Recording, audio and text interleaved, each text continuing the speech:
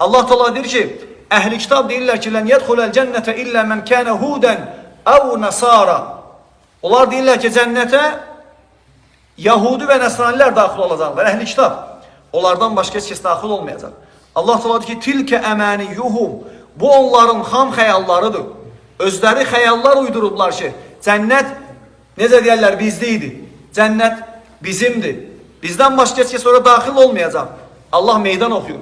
Qul hatu burhanakum in kuntum sadiqin. Əgər doğru danışırsınızsa, dəlillərinizi gətirin. Bax, biz bugün danışan insanlardan dəlil tələb edirik. Eyni zamanda onun da haqqıdır səndən dəlil tələb eləsin. Çünki adam gözün açıb, görür ki, evdə daşlardan, qəbirlərdən, ağaclardan, pirlərdən, şarlatanlardan istəyirlər. Lakin sən bu gün ona dədəsindən, babasından gördüyü şeyi qadağa eləyirsən. Gərək dəlillə qadağa eləyəsən.